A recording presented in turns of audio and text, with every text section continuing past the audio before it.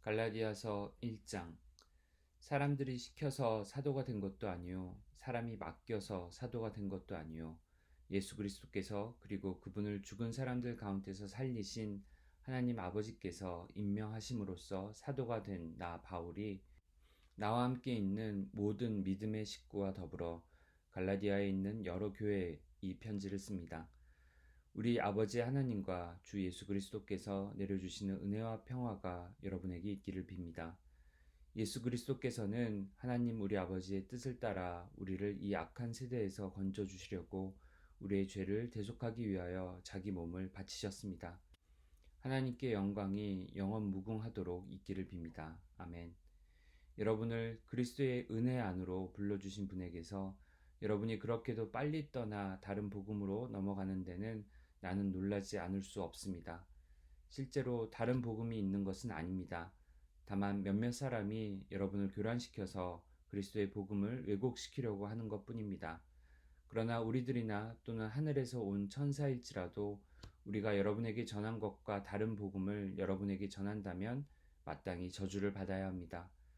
우리가 전에도 말하였지만 이제 다시 말합니다.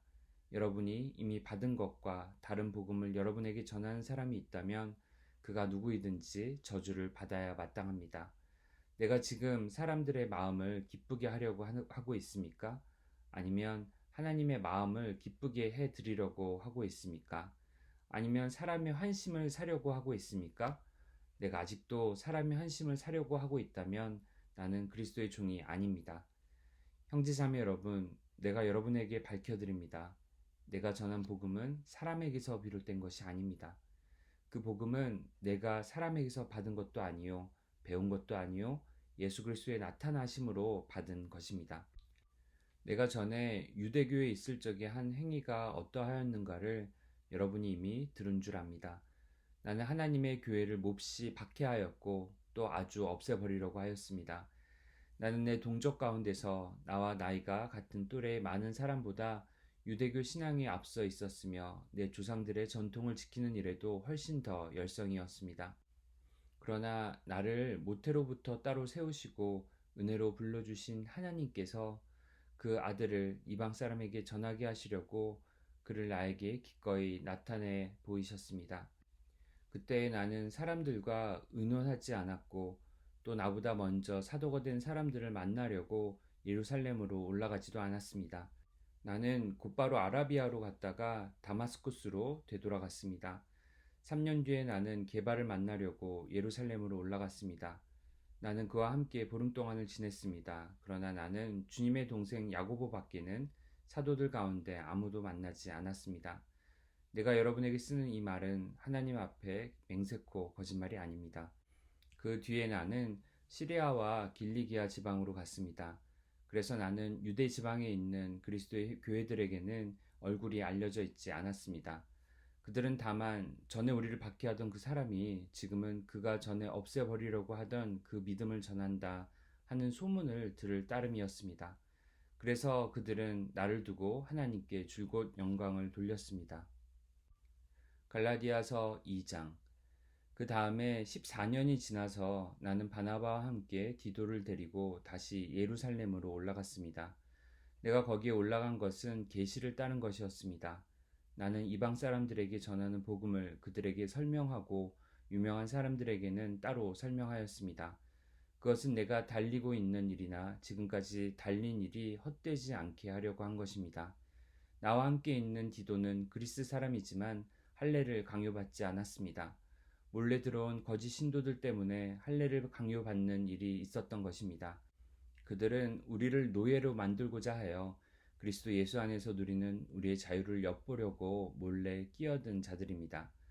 우리는 그들에게 잠시도 굴복하지 않았습니다. 그것은 복음의 진리가 언제나 여러분과 함께 있게 하려고 한 것입니다. 그 유명하다는 사람들로부터 나는 아무런 제한도 받지 않았습니다. 그들이 어떤 사람들이든지 나에게는 아무 상관이 없습니다. 하나님께서는 사람을 겉모양으로 판단하지 않으십니다. 그 유명한 사람들은 나에게 아무런 제한을 하지 않았습니다. 도리어 그들은 베드로가 할례 받은 사람에게 복음을 전하는 일을 맡은 것과 같이 내가 할례받지 않은 사람에게 복음을 전하는 일을 맡은 것을 알게 되었습니다. 그들은 베드로에게는 할례받은 사람에게 복음을 전하게 하시려고 사도직을 주신 분이 나에게는 할례받지 않은 사람에게 복음을 전하게 하시려고 사도직을 주셨다는 사실을 깨달았습니다. 그래서 기둥으로 인정받는 야고보와 게바와 요한은 하나님이 나에게 주신 은혜를 인정하고 나와 바나바에게 오른손을 내밀어서 친교의 악수를 하였습니다. 그렇게 하여 우리는 이방 사람에게로 가고 그들은 할례 받은 사람에게로 가기로 하였습니다. 다만 그들이 우리에게 바란 것은 가나안 사람을 기억해 달라고 한 것인데 그것은 바로 내가 마음을 다하여 해오던 일이었습니다. 그런데 게바가 안디옥에 왔을 때에 잘못한 일이 있어서 나는 얼굴을 마주보고 그를 나무랐습니다. 그것은 게바가 야고보에게서 몇몇 사람이 오기 전에는 이방 사람들과 함께 음식을 먹다가 그들이 오니 할례 받은 사람들을 두려워하여 그 자리를 떠나 물러난 일입니다. 나머지 유대 사람들도 그와 함께 위선을 하였고 마침내는 바나바까지도 그들의 위선에 끌려갔습니다. 나는 그들이 복음의 진리를 따라 똑바로 걷지 않는 것을 보고 모든 사람 앞에서 게바에게 이렇게 말하였습니다. 당신은 유대 사람인데도 유대 사람처럼 살지 않고 이방 사람처럼 살면서 어찌하여 이방 사람더러 유대 사람이 되라고 강요합니까? 우리는 본디 유대 사람이요 이방인 출신의 죄인이 아닙니다. 그러나 사람이 율법을 행하는 행위로 의롭게 되는 것이 아니라 예수 그리스도를 믿는 믿음으로 의롭게 되는 것임을 알고 우리도 그리스도 예수를 믿은 것입니다. 그것은 우리가 율법을 행하는 행위로가 아니라 그리스도를 믿는 믿음으로 의롭다고 하심을 받고자 했던 것입니다. 율법을 행하는 행위로는 아무도 의롭게 될 수 없기 때문입니다. 우리가 그리스도 안에서 의롭다고 하심을 받으려고 하다가 우리가 죄인으로 드러난다면 그리스도는 우리로 하여금 죄를 짓게 하시는 분이라는 말입니까?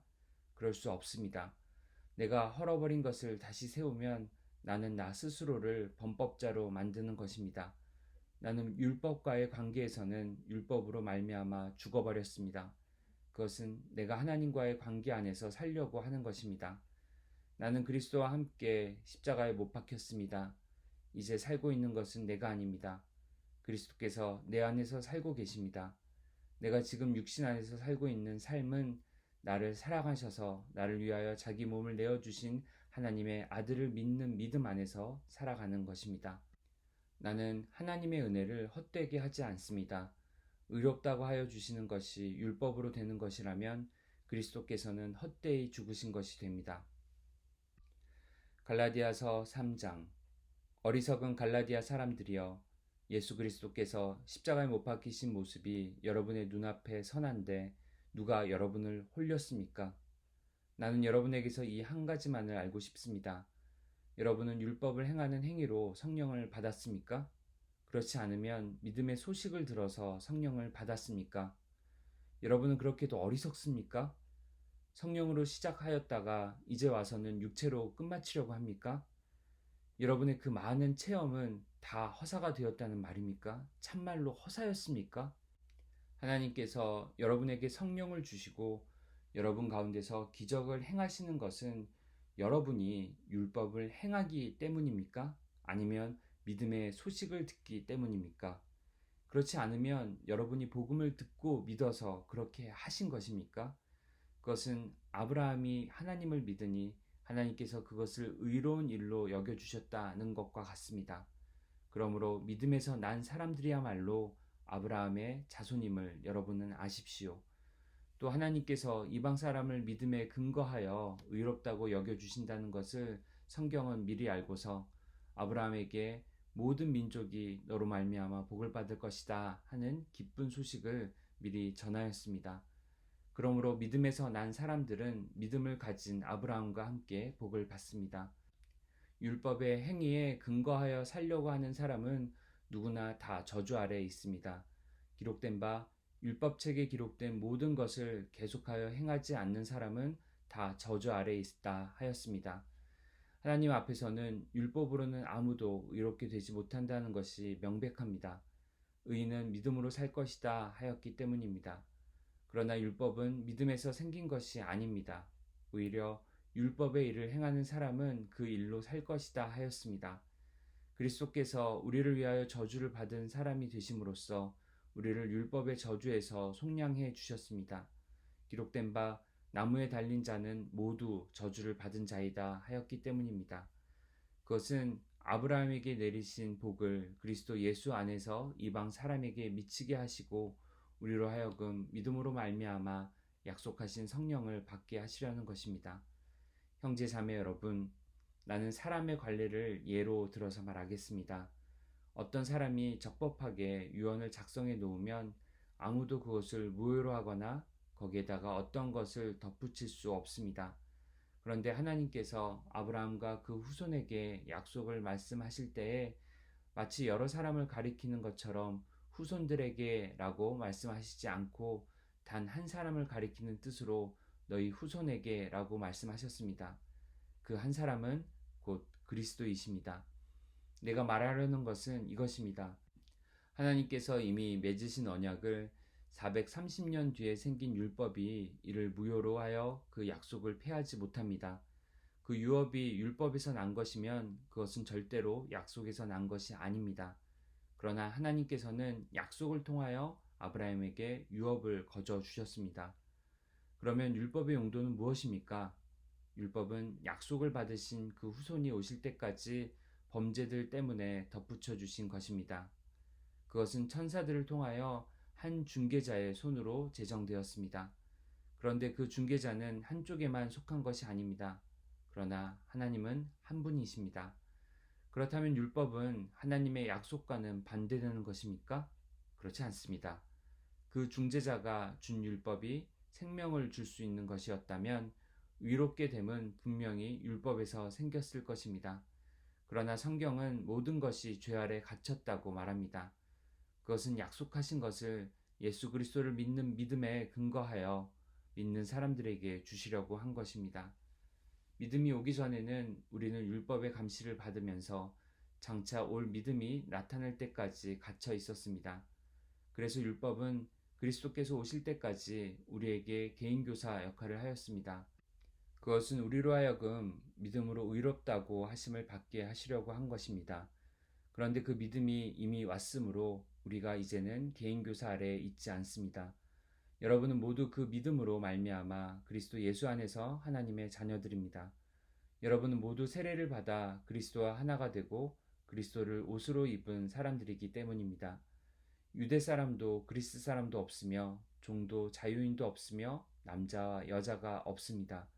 여러분 모두가 그리스도 예수 안에서 하나이기 때문입니다. 여러분이 그리스도께 속한 사람이면 여러분은 아브라함의 후손이요 약속을 따라 정해진 상속자들입니다.